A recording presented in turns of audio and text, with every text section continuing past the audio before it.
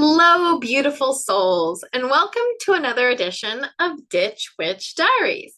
This time we are talking about the tarot, and it is the most rad card. I say that about every card, though. The Empress. So let's just dig right in, shall we?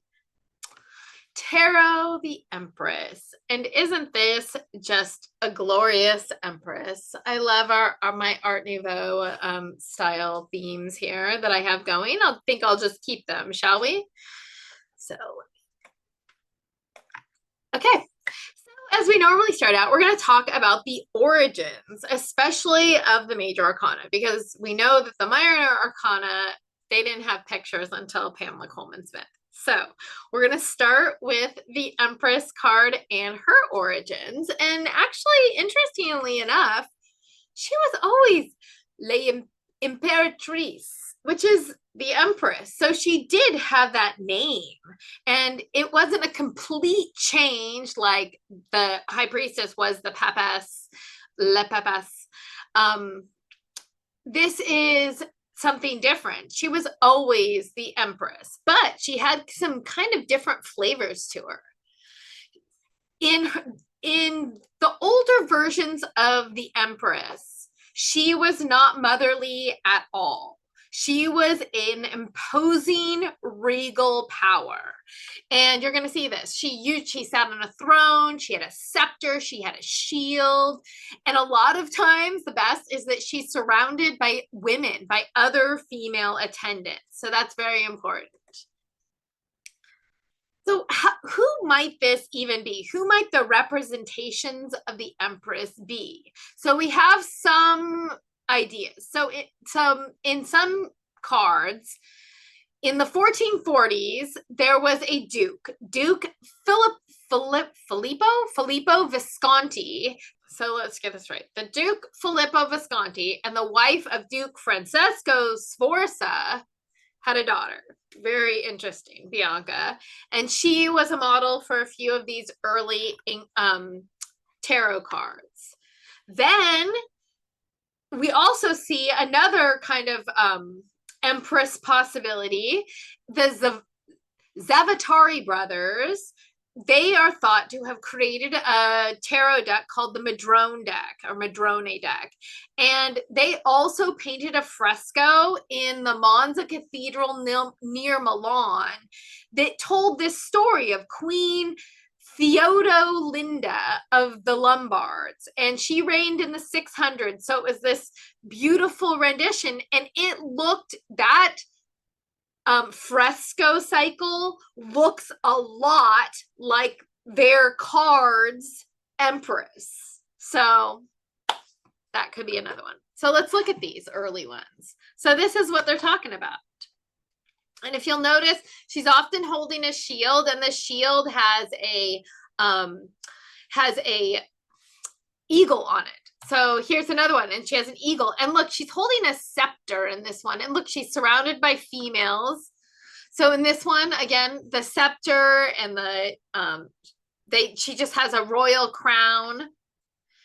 And this one, it looks like she's pregnant, but I'm not prego. I hold the globe of universal sovereignty. So that's like a picture, an older kind of symbology that they use often, and you're going to see it again, is that she's holding this globe at her belly, but it's not pregnancy. She is not pregnant in that picture, even though it kind of may look like it.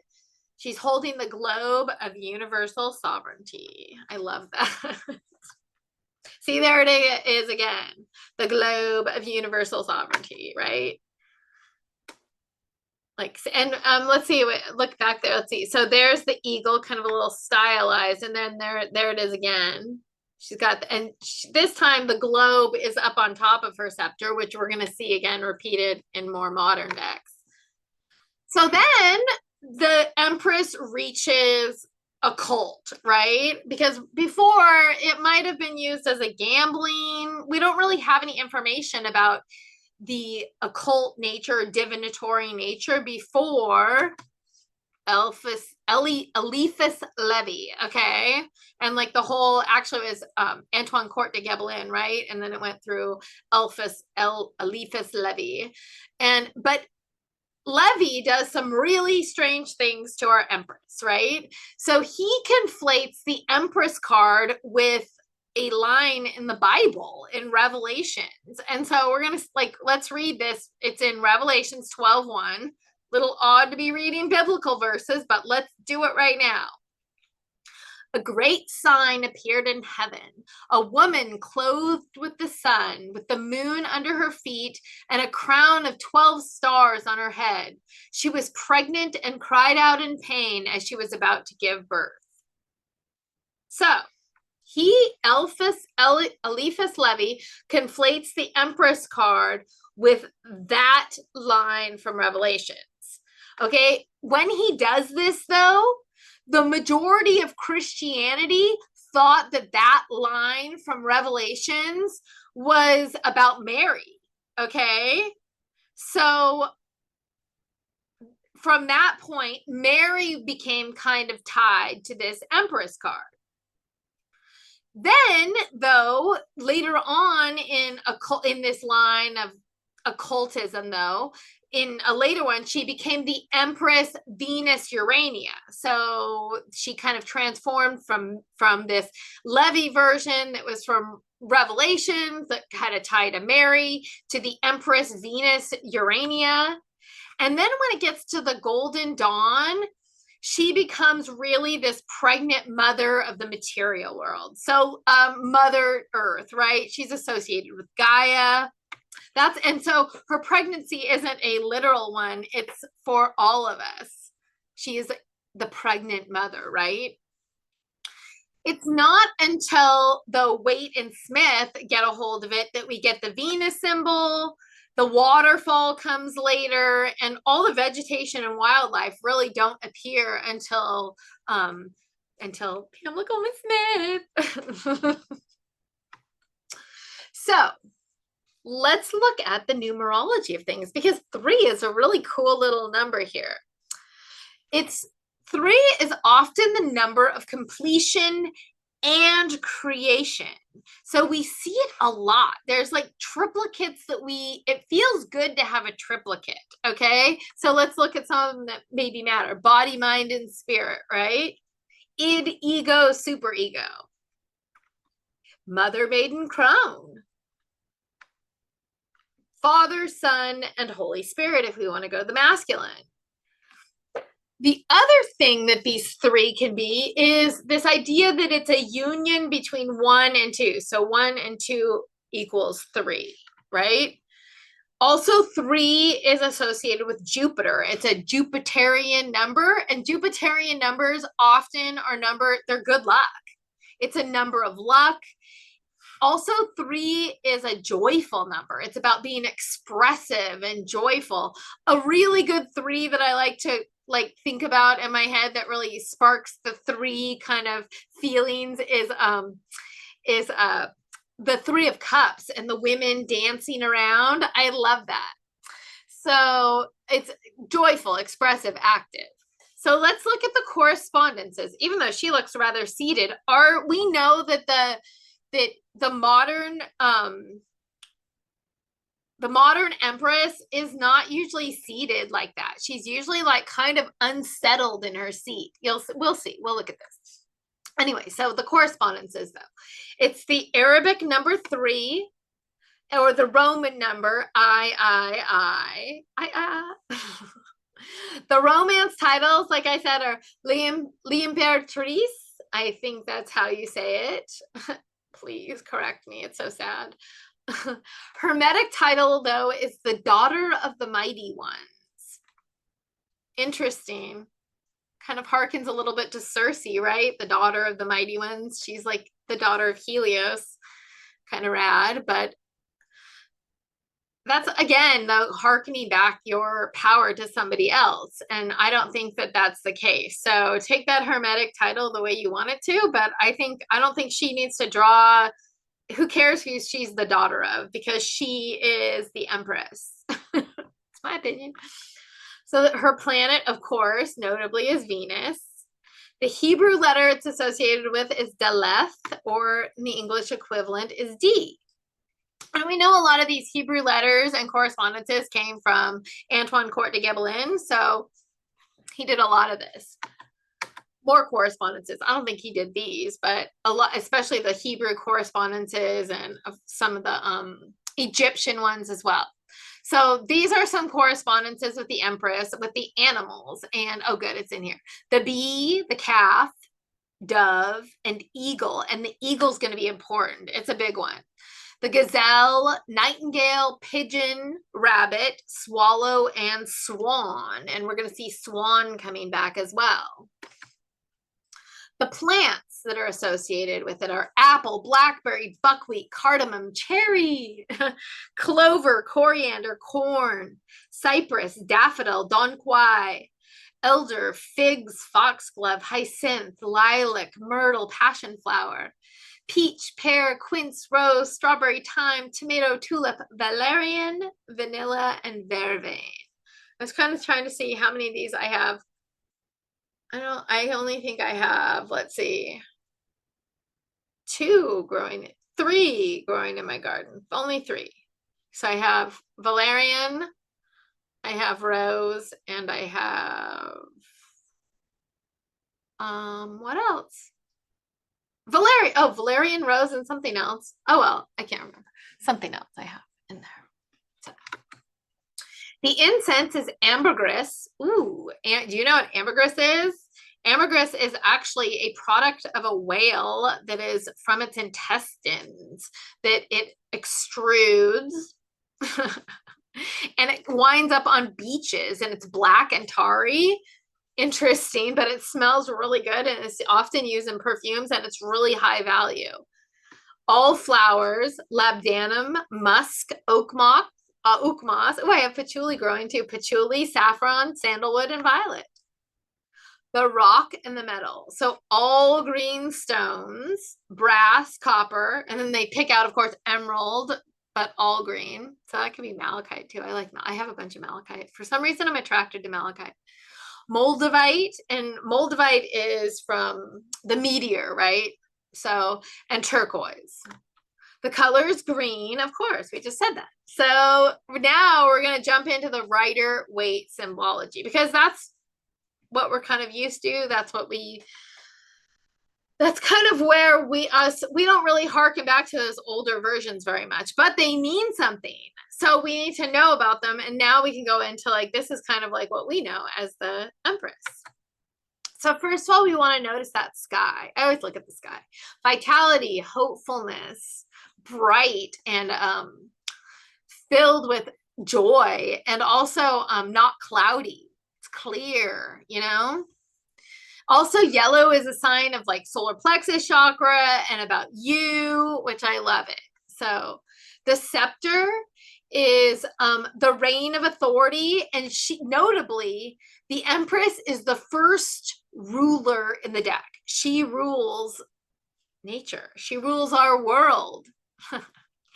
And she also we notice that ball on top, which harkens back to the other one. Remember that globe or that orb of sovereignty, universal sovereignty? I love that. Okay, and the way she sits. Okay, so in this deck, in this picture, she's not seated the same way that the high priestess is seated at all. In fact, she is kind of a little off center. You could almost just see her getting up. She doesn't have like a sitting back in her chair. She's kind of like resting, kind of like, right? And then what is she resting on? So she's resting on this red. She rests on cushions and pillows of red. And it's about passion. It's about lifeblood. It's about gusto. That's what and then what does that sit on? That sits on gray. So she rests on passion and gusto that sits on a foundation of impartiality. It's great. Then we look to the shield.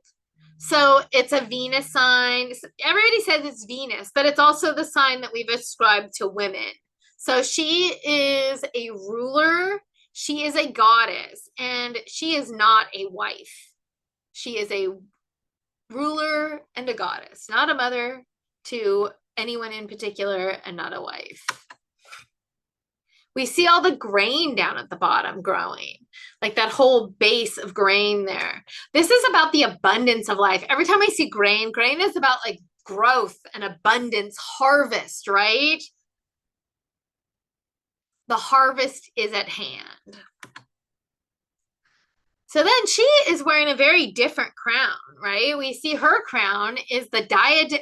Some people describe it as the diadem of the zodiac.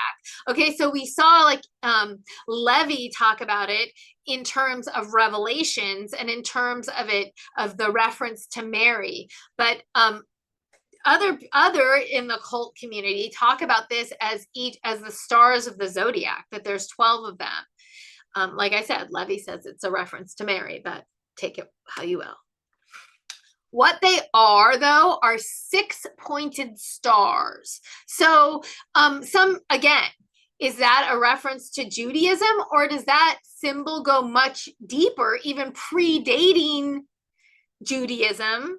Okay, there were things that predated Judaism, yes, and they all involved the mother. Okay, so this 6-pointed star is about harnessing opposites. It's about saying as above, so below, that same kind of idea. It's about, and a lot of the Empress is about where the high priestess sat in the middle of opposites, kind of in that in-between place between consciousness and unconsciousness. It's really like she uses opposites, right? And part of that is in her 6-pointed stars. So again, we just discussed this. We see nature all around here. And this, and Pamela Coleman Smith's version is really where we get this nature imagery. And we don't get it before. And really what it's telling you is that, like I said, she's harnessing these opposites for what? For creation of the world, for growth, abundant, florid growth. It's the opposites of light and dark that are united for creation. Then we see she's wearing a robe, and interestingly enough, it looks an awful lot like the robe we saw with the veil with the high priestess. Now it's suddenly like transposed on her body. She wears the high priestess's veil, and you can also see poking out of that, she's also wearing the magician or and the fool's homespun garment as well. It's like that 1 + 2 = 3. It's like she took that and those are hers now. She's made them her own. Okay, so then this other image we see of the river running through. The river is really a force. So rivers and water always are a symbol of emotion and heart. But when we see the flowing water, it's about universal flow and about that emotional flow and change and maneuvering. It's both change and a great stability as well. I love that. Again, harnessing and using those opposites for creation and growth and abundance. So let's peel apart these ideas, shall we? These kind of thoughts. First of all, this idea that she's a ruler. Okay, we see that from the beginning. It is she, it is her. We have to acknowledge that woman is the primary and first ruler. Okay, goddess is she. Okay, it is the way of things. And all this other stuff that tries to put the god in the place of the goddess that we've done is a distorted version of universal law. It is she who gives birth. It is she who has the baby. It is she who births the world. And that's what we see in the Empress. That's the archetype that we're using. Okay, you bicker as you will with that assessment, but this is the archetype. Okay, and she rules over her kingdom of our world. Okay, she rules over night and day and light and dark and the ins and the outs of the tides and the turning of the season. She's all about fertility and abundance and growth, but also destruction. There's a cyclical nature to all this. Also think about the imagery of the orb of sovereignty. It's so amazing, okay? She rules this cycle. She is the primary sovereign. Okay, she's also the Earth Mother. Okay, so we saw this mother imagery kind of fade in and out, where we're going to compare some other things, but what the imagery should allude to is that creation is her milieu, it's her magic. She created, like, her thing is like sacred geometry, exponential growth. Things multiply because she wills them to be so. She is the great mother. And it's not always good, because sometimes there's destruction. It may seem bad, right? But she's the great mother. And then we see this idea of 1 + 2 = 3. And we said this before. So this is this idea that she is really the combination of the magician and the high priestess, that she's a synthesis and a culmination, okay? Perhaps a culmination of their energies. She takes their energies, fuses them, and then she is something bigger than that, or she uses those two together. That's the idea. Now, I don't know if I believe that, because I'm more of the inclination that this than what we're going to see right now. Some of these Jungian notions, like this one, that she is the second half to this women's anima. So she's like the first archetype that we saw was the high priestess. So she is the second archetype. So she too connects heaven and earth, flesh and spirit, but she does it in a completely different way. Okay, she operates in creation of a universe. Okay, this is a totally different thing. And her symbol is the ascending eagle, because the eagle, the female eagle, is bigger and stronger than the male, which is hilarious for America. Hello. We should take our own symbology into account. The female eagle is bigger and stronger than the male. Okay. So I kind of look at her power as kind of the high priestess, and her being the two halves to this kind of feminine archetype. So then Jung tries to peel these up, like he loves these dichotomies. So we're going to like go through them, because she kind of lives in these. So witch or goddess, is she a witch or is she a goddess? I love that. So she is both. She is the witch who consumes men and consumes and she's the goddess that employs men as her consort and her son. Okay, so she can be without men, like we saw in the earlier versions as well, just surrounded by women, like Circe on the Isle of Aiaia, who consumes the men. And she also can be the one who is the consort. The man is the consort and the son. Even the Mary imagery kind of alludes to that, because who is the Magdalene and Mary the Virgin, but the broken in half version of the goddess, who is the consort, like God is the consort and the son of her.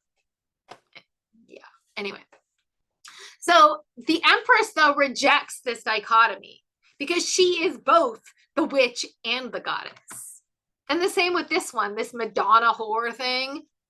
First of all, okay, so, but we get the Madonna imagery straight from Levi, right? His interpretation about the mother, the virginal mother, like, right? Mary, she sits upon we get that, okay? But we also see that she's sitting upon a red tufted cushion as the Queen Empress, which means she beds who she pleases. Okay? Again, the Empress rejects this dichotomy because she is the Madonna and the whore. So anima number 1 and number 2. We're going to look at these two female archetypes and kind of break them down for you a little bit by comparing and contrasting them. So we have the High Priestess and the Empress. So we're going to look at the High Priestess, remember, is our virgin temple leader, okay? And virginal in the Oracle at Delphi sense, so unmarried, right? Not like virginal, like never had sex. Okay, the Empress is a ruler, okay? She's a ruler of this whole world that we live in. She is the creator and the ruler of this world. Okay. The high priestess, she plays in universal flow and universal spirit. She loves to play in that realm. Remember the Empress? She's like a fulfillment of universal flow. Universal flow is like at her feet at all times. She is like, the high priestess is patient and passive, right? Remember, the high priestess is sitting there in her seat, very sedate and very passive. That can be some of the problem with pulling the high priestess card, is that you can feel a little stuck. Where the Empress is all about action and completion. 3 is an active number, and she holds that scepter. She's ready to like hop off her chair. The high priestess guards the old, where the Empress reveals the new. She births something new. Everything is exponential growth, birth, creation, death, rebirth, creation. She is active and she's revealing new stuff all the time. The high priestess holds the book of the law. She holds it. It's like hers, right? The Empress doesn't even need the book anymore. She fulfills it. She is the book of the law. This is the law. Okay? The way she works is natural law. So yay. So we saw a little difference here. So the Empress varieties. Okay? So this is the tarot of the new vision. And I love this because we're looking right from the back, right, at this. And I love that. And we see the swan there. So remember, the swan was important. It was one of the symbols of the Empress. And the Herb Crafter's Tarot ties rose to the Empress, which isn't a bad choice because of Mary, because of the Venus. It's a very good choice. The Modern Witch's Tarot looks something like this, and I like it. We lose the 12 diadems, we lose some of the color imagery, but we still keep the nature, and we also keep the waterfall. We also lose the imagery of that she's taken on the magician's garment underneath and the high priestess's veil. Now, this one's always a fun one to look at. So it's supposed to be a calf, but it's a heifer, which is an interesting choice. That's okay. I guess that's good. And this is our Empress there, and she's green, but she has both the shield and the scepter, but the shield has a different symbol on it, a rune. But she does have the hat, right? She does have the crown of diadems, a diadem crown. And then the Hanson Roberts Tarot, we get a lot. What do we lose in the Hanson Roberts? We lose even though we lose the shield, we get it in her little pin, right? The symbol in her pin. We keep the stars. We don't have the waterfall anymore running through. And even though she's not wearing the pomegranates, they're reflected in the background, although I like it better if she were wearing it, I think, maybe. Yeah. Anyway, so how do we put all this together and make it work for you? Okay, so for me, when I pick the Empress card, I think of it as the other half of the Divine Feminine. When you pull this card, you're involved in a creation process that's way bigger than you, and at the same time, all about you, because you're a part of universal flow. You are in this huge thing that is of the Empress, the world of creation, right? She is both the mother of all life and also sensuous and very passionate. Remember, she's on those red cushions. So she calls to those places inside you, like that, the natural world, that exponential growth, giving life, being sensuous and passionately involved in the natural world. So remember, though, that we are in the Major Arcana. So it's probably, even though some places tell you it's maybe about a real person, it's probably not. it's probably more about archetypal things and energy, and that amazing energy of creation and power that she employs, this universal flow. It's an energy of good fortune and abundance of resources and creativity. If we're talking about love, it's very mature and beautiful and calm and natural. It's all these things combined. It's total and holistic, right? This is not a passive card, though. It's an active card. It's a card of building. It's a card of exponential growth. We want to remember that as well. So that's exciting, right? But then what if you get it reversed? What happens if you get it reversed? Or remember the way that I look at the reverse card, this is the final little bit about it, is that I look at it as this isn't happening on the outside, but it is happening on the inside. So what a weird thing. The natural world or exponential growth is happening. So let's see what I say.